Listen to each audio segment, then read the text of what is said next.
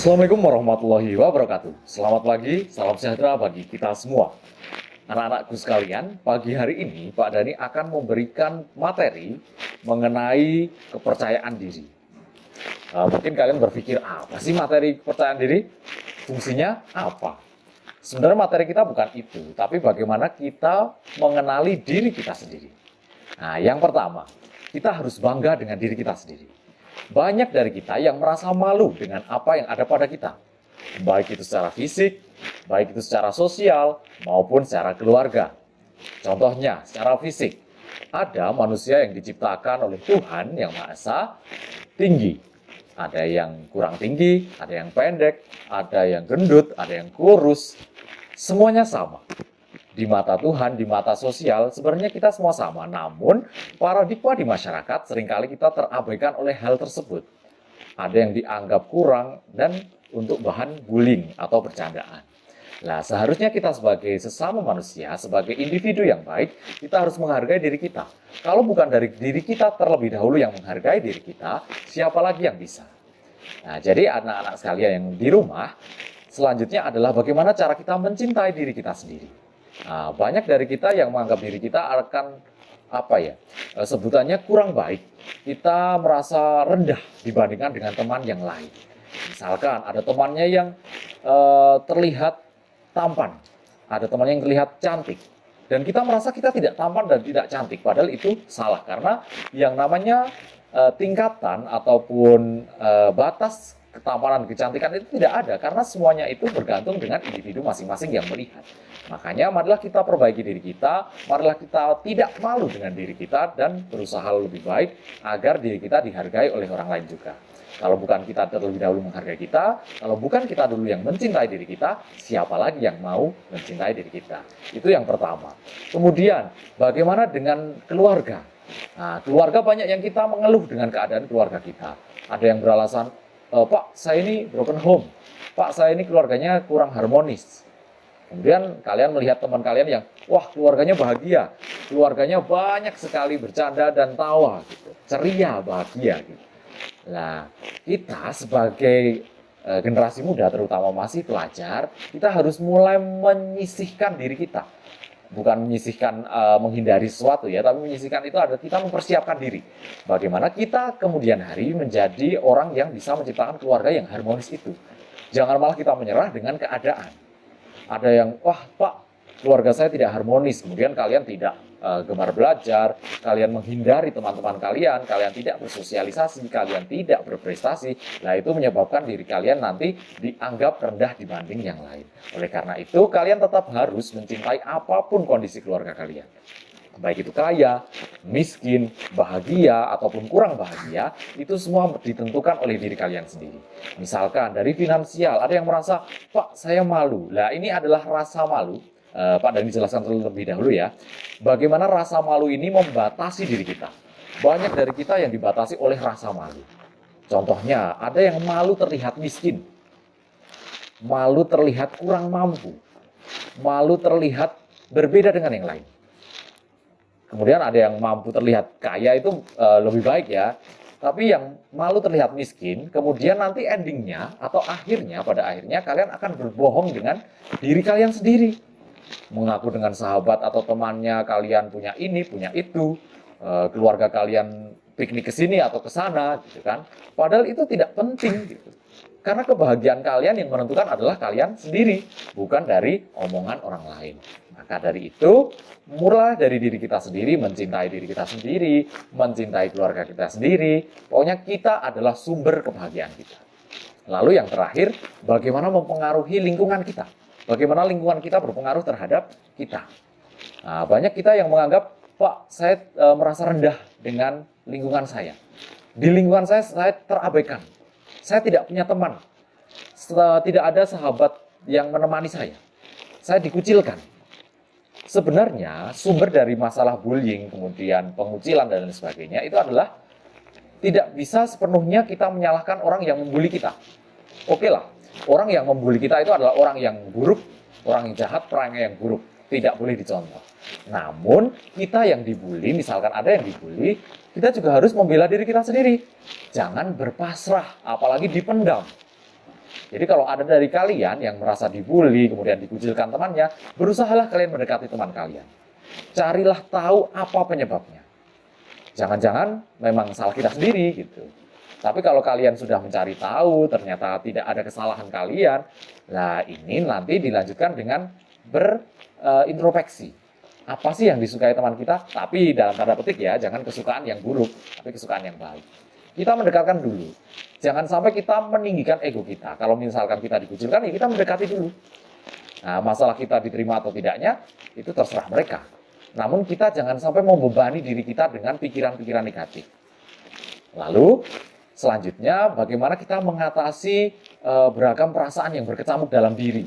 Misalkan, wah saya dikucilkan Pak, saya merasa dibully. Nah, kemudian bagaimana mengatasinya itu? Nah, selain tadi dengan kita mengalah atau kita mendekatkan dengan pembuli kita terlebih dahulu, carilah circle atau sahabat yang dekat dengan kalian. Jangan hanya diam saja menunggu teman-teman itu tidak akan hadir kalau kalian tidak mencari. Sahabat itu tidak akan hadir kalau kalian tidak mencari. Oleh sebab itu, carilah teman sebanyak-banyaknya, carilah sahabat sebanyak-banyaknya. Namun di generasi ini kita juga harus paham, yang namanya teman atau sahabat tidak hanya yang dunia maya. Nah, kebanyakan dari kita memiliki teman atau sahabat hanya berasal dari dunia maya. Kekurangan atau kita miskin terhadap teman gitu kan. Miskin maksudnya kita tidak memiliki banyak teman di dunia nyata. Makanya seringkali kita mendengar atau melihat atau membaca banyak sekali netizen sebutannya ya. Netizen itu mudah sekali mereka berujar, mengkritik, kemudian menjelekkan yang lain. Namun setelah ditangkap polisi atau apapun, mereka minta maaf. Jadi hal ini sebenarnya bisa dicegah dari diri kita sendiri. Dengan cara apa? Ya kita bersosialisasi sebanyak mungkin. Cari teman, cari pandangan, kemudian tidak harus yang berteman kemudian kencan ataupun berpacaran, itu bukan seperti itu maksudnya. Tapi kalian bisa menjadikan diri kalian itu punya sahabat, punya teman yang bisa berkeluh kesah, bisa berbagi, baik itu suka maupun duka. Nah, itu mungkin sepenggal pembelajaran ataupun ilmu dari Pak Dhani. Kita saling belajar karena Pak Dhani juga merasa masih muda. Jadi kita saling belajar. Jangan sampai kita merasa sudah selesai belajar, kita sudah baik gitu ya. Ya kita harus merasa kita sudah baik, tapi jangan sampai kita melebihi atau berlebihan. Nanti jadinya malah halusinasi. Sekarang kita juga sering melihat ada yang namanya halu gitu ya, sebenarnya kalau anak muda. Halusinasi itu kita merasa bangga berlebihan dengan diri kita. Nah itu tidak boleh. Kita harus bangga tapi tidak boleh berlebihan. Itu saja dari Pak Dhani. Jangan lupa nanti di bawah kolom komentar Pak Dhani akan menyediakan beberapa video untuk pembelajaran kalian di rumah. Jadi pembelajaran mengenai bagaimana mencintai diri sendiri, bagaimana kita menerima diri sendiri, kemudian materi-materi yang lain yang hubungannya dengan kebinekaan global. Karena seluruh rangkaian materi ini sebenarnya termasuk dalam pembelajaran berkebinekaan global. Untuk materi berkebinekaan global yang lainnya akan Pak Dhani jelaskan atau Pak Dhani terangkan di pembelajaran berikutnya. Sampai jumpa di lain kesempatan. Jangan lupa untuk subscribe, komen, kemudian kalian bisa bertanya apapun yang ditanyakan di kolom komentar. Jangan lupa juga nanti untuk mengunggah hasil karya kalian ke media sosial masing-masing. Sebagai sarana kita berbangga diri untuk berpromosi tentang diri kita sendiri. Membanggakan diri kita sendiri. Marilah kita bangga dengan diri sendiri. Sekian dari Pak Dhani. Pak Dhani tutup. Selamat siang. Wassalamualaikum warahmatullahi wabarakatuh. Sampai jumpa. Namun sebelum kita mengakhiri pembelajaran, yuk kita tonton dulu video berikut ini tentang bagaimana cara kita mencintai dan menyayangi diri kita sendiri. Video berikut berjudul The Reflection in Me, ataupun cerminan dari diriku.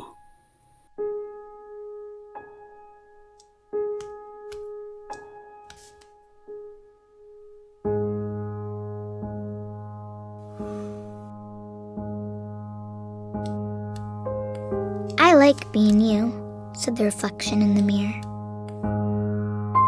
To me, you are perfectly perfect. I blushed.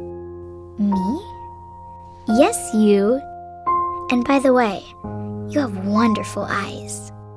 I blinked, astonished. I do? Absolutely.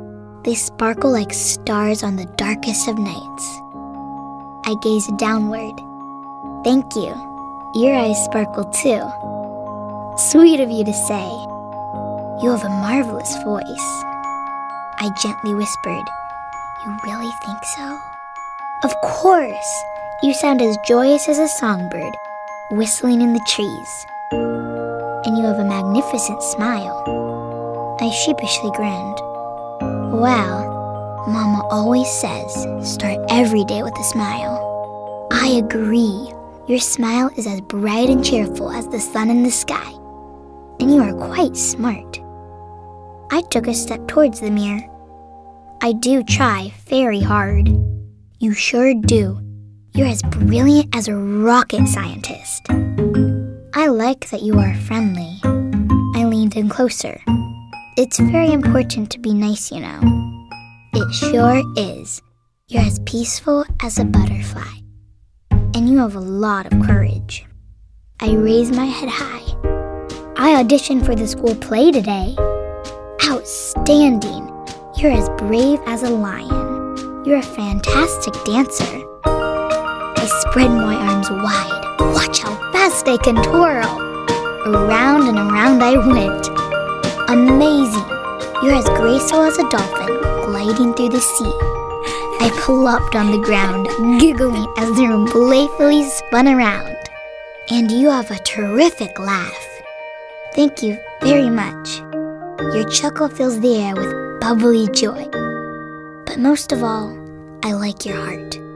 Your kindness is as beautiful as a rainbow. I stood up and walked towards the mirror. To me, you are perfectly perfect. I gently pressed my hands against the glass. I like being you. We smiled in unison. I like being you too. I want to be you forever.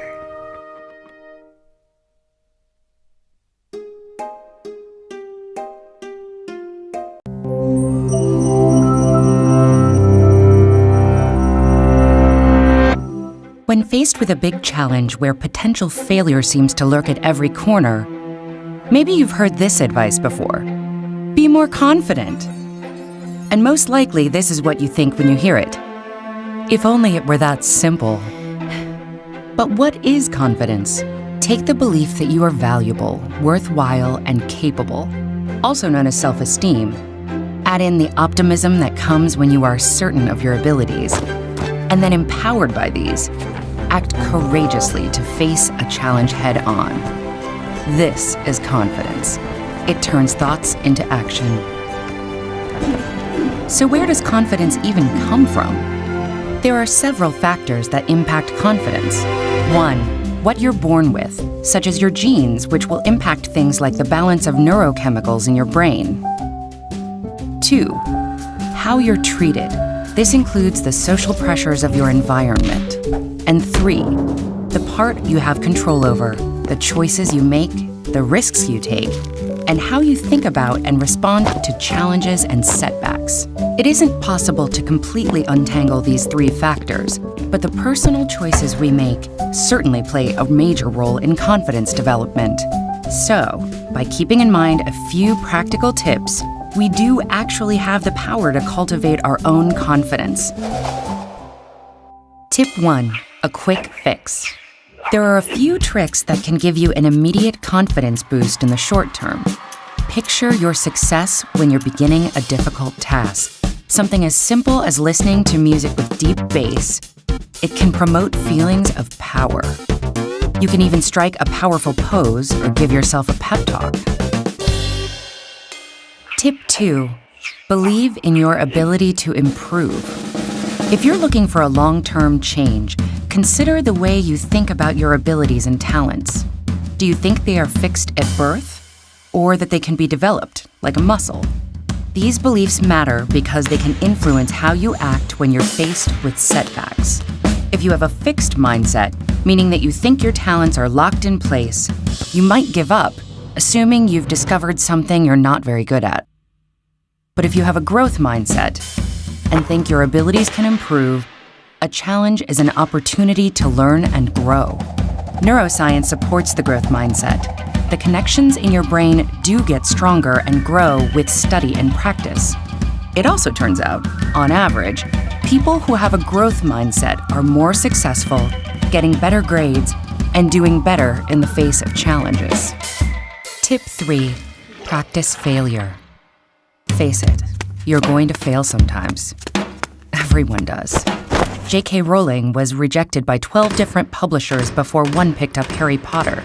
The Wright brothers built on history's failed attempts at flight, including some of their own, before designing a successful airplane. Studies show that those who fail regularly and keep trying anyway are better equipped to respond to challenges and setbacks in a constructive way.